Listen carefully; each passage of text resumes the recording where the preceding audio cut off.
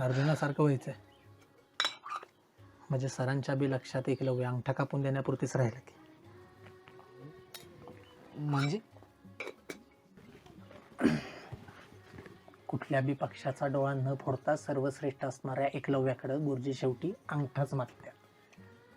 मग विद्या घेऊन बी काय उपयोग जर बाण चालवता येणार नसेल तर. अरे ही गोष्ट मला माहित आहे, पण त्या गोष्टीचा हिथं काय संबंध? संबंध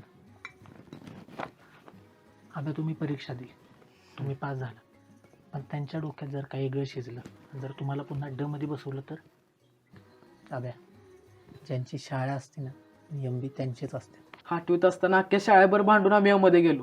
आमच्यावर होणारा अन्याय आम्हाला सहन नाही झाला, म्हणून मग आम्ही रागाच्या भरात कुंड्या फोडल्या, तख्त फाडलं, बेंच तोडलं. का असं केलं? आणि केलं तर पळून का गेलं? कुंड्या फोडायच्या आधी माहीत होतं ना मार खावा लागेल, तरी बी कुंड्या फोडल्या. मग मारायला घाबरून पाहिलात का? एक असतं ज्याचं लग्नापोत्तर विषय जातो, आणि तुम्ही शाळेतच लग्नाचं विचारून टाकलोय.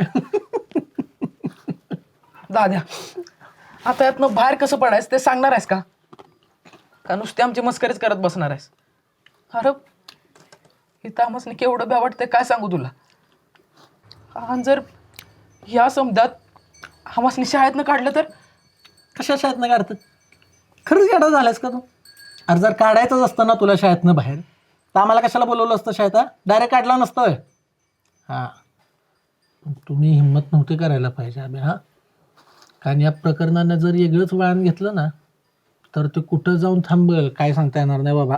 तिच्याच विचाराने येणारी जाग आणि तिच्याच विचारात रातसार जागणं, तिच्यापर्यंत काहीच पोचलं नाही रे.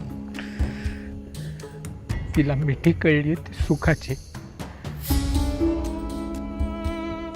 दुःखात तुटलेल्या प्रदीपला तिनं जवळ सुद्धा उभं केलं नाही रे.